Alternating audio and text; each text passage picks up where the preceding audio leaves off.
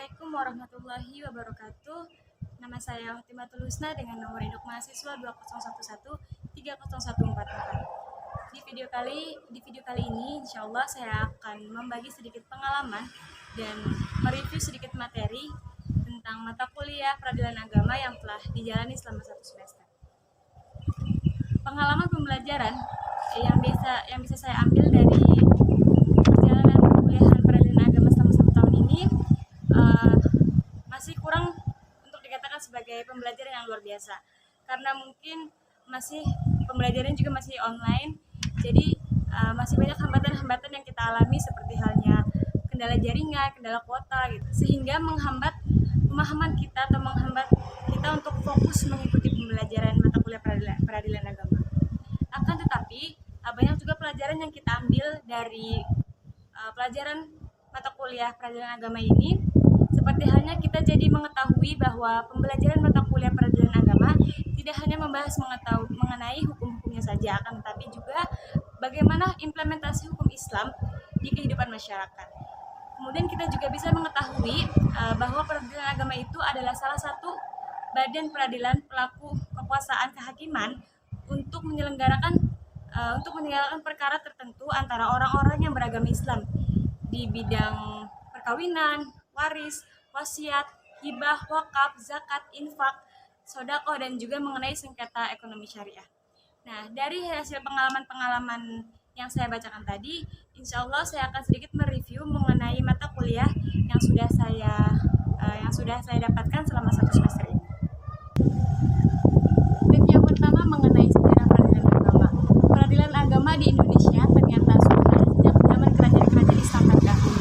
Kemudian pada zaman penjajahan Belanda dan Jepang, sampai akhirnya Indonesia merdeka, keluarlah Undang-Undang Nomor 7 Tahun 1989 tentang peradilan agama yang lebih mempertegas lagi kedudukan pengadilan agama di Indonesia.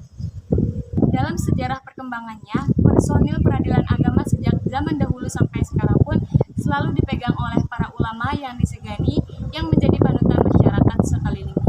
Nah, ini peradilan agama telah memberikan landasan untuk mewujudkan peradilan agama yang mandiri, sederajat, dan memantapkan serta mensejahterakan kedudukan peradilan agama dengan lingkungan peradilan lainnya. Kemudian review yang kedua mengenai susunan badan peradilan agama. Nah, yang pertama itu pengadilan agama sebagai pengadilan tingkat pertama yang terdiri dari pimpinan, hakim, anggota, panitera, sekretaris, dan jurusita. Kemudian ada yang kedua, pengadilan tinggi agama sebagai pengadilan pengadilan tingkat banding yang terdiri dari pimpinan, dari hakim anggota, panitera, dan sekretaris. Yang ketiga, pimpinan terdiri dari ketua dan wakil ketua. Nah, banyaknya hakim baik pada pengadilan tinggi agama maupun pada pengadilan agama ditetapkan menurut kebutuhan, yaitu peradilan agama dalam tata peradilan di Indonesia. Pengadilan agama sebagai salah satu lembaga pelaksanaan kekuasaan kehakiman di negara Republik Indonesia. Nah, adapun tugas pokok pengadilan agama sebagai peradilan tingkat pertama adalah menerima, memeriksa, dan mengadili serta menyelesaikan perkara-perkara yang diajukan kepadanya. Kekuasaan kehakiman dilakukan oleh Mahkamah Agung dan peradilan dalam lingkup peradilan umum, peradilan agama, peradilan militer, dan peradilan tata usaha dengan usaha negara pada masing-masing lingkungan itu terdiri atas tingkat pertama dan pengadilan tingkat banding. Nah, sedangkan Mahkamah Agung adalah pengadilan agama tertinggi dan merupakan pengadilan tingkat kasasi sebagai seluruh pengadilan dalam semua lingkup peradilan. Undang-Undang Nomor 7 Tahun 1989 terdapat beberapa asas umum pada lingkungan peradilan agama. Yang pertama ada asas personalitas keislaman, yang kedua ada asas kebebasan, ada asas wajib mendamaikan, asas sederhana, cepat, dan biaya ringan meliputi 3 aspek. Asas persidangan terbuka untuk umum, asas legalitas, dan yang terakhir ada asas aktif memberi bantuan. Pembinaan teknis peradilan secara garis besar berkenaan dengan tugas-tugas pengadilan atau proses peradilan, yaitu dalam menerima, memeriksa, mengadili, memutuskan, dan menyelesaikan perkara yang diajukan kepadanya. Nah, pembinaan teknis oleh Mahkamah Agung dilakukan dengan berbagai jalur dan metode. Yang pertama, dilakukan melalui jalur penertiban, pedoman atau petunjuk dalam pelaksanaan tugas-tugas pengadilan. Kemudian Metode yang kedua, pembinaan teknis dilakukan melalui jalur penyebaran himpunan jurisprudensi. Dan metode yang ketiga, yaitu pembinaan teknis, itu dilakukan melalui jalur tatap muka atau secara langsung. Biasanya media yang digunakan adalah rapat kerja, lokakarya, dan pelatihan teknis yudisial. Materi selanjutnya, saya akan mereview mengenai kompetensi relatif peradilan agama. Setiap badan peradilan mempunyai kompetensi masing-masing yang telah diatur dalam perundang-undangan. Nah, sehingga hal ini tidak akan menimbulkan persinggungan kewenangan antara peradilan. Dalam kompetensi peradilan agama terdapat 3 poin. Terdapat 3 poin penting yang berperan di dalamnya, yaitu yang pertama kompetensi relatif, yang kedua upaya administratif, dan yang ketiga upaya peradilan. Nah, apa sih yang dimaksud dengan kompetensi relatif?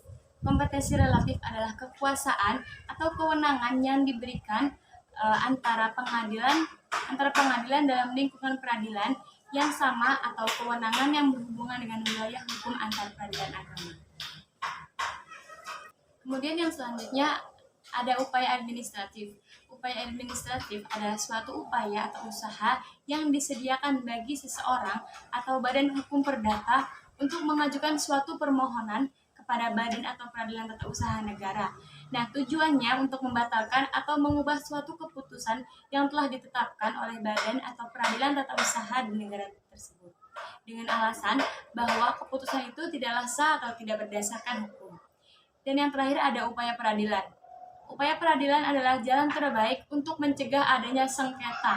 Namun, jika upaya ini sudah dilakukan, akan tetapi tetap terjadi sengketa, maka jalan penyelesaian yang terbaik dan utama adalah melalui jalan damai atau musyawarah. Selanjutnya mengenai Mahkamah Syariah di Aceh. Di daerah Aceh, peradilan agama dinamakan atau disebut dengan Mahkamah Syariah. Nah, pembentukan Mahkamah Syariah ini berdasarkan Undang-Undang Nomor 18 Tahun 2001 tentang otonomi khusus bagi Provinsi Daerah Istimewa Aceh sebagai Provinsi Nangro Aceh Darussalam, yang telah diganti dengan Undang-Undang Nomor 11 Tahun 2006 tentang Pemerintahan Aceh Junto Sekondun Provinsi Nangro Aceh Darussalam, Nomor 10 Tahun 2002 tentang Peradilan Syariat Islam. Nah, bagaimana sih penerapan hukum Islam di Nangro Aceh Darussalam? Pemerintah daerah berusaha menerapkan peraturan yang cukup banyak dan mendetail tentang berbagai persoalan. Nah, ini berarti pandangan tradisional tentang syariah masih tetap bertahan dalam proses penetapan perda-perda di Aceh. Akibatnya, syariah Islam sebagaimana yang dibangun lewat Konun dan Mahkamah Syariah di Nangro Aceh Darussalam nyaris tidak dapat diterapkan. Kemudian, materi selanjutnya mengenai penyelesaian sengketa ekonomi syariah. Sengketa itu pertentangan atau konflik. Yang dinamakan konflik itu berarti adanya pertentangan antara orang-orang atau kelompok-kelompok atau organisasi-organisasi terhadap satu objek permasalahan.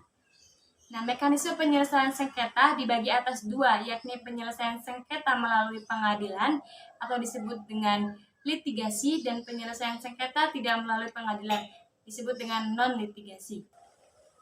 Selanjutnya yang terakhir ada produk hukum peradilan agama. Dari bahasan mengenai berbagai materi, pengadilan agama memiliki 2 produk yang sah, yaitu putusan dan penetapan. Putusan adalah pernyataan hakim yang tertulis atas perkara gugatan berdasarkan adanya suatu sengketa. Sedangkan penetapan adalah pernyataan hakim atas perkara permohonan.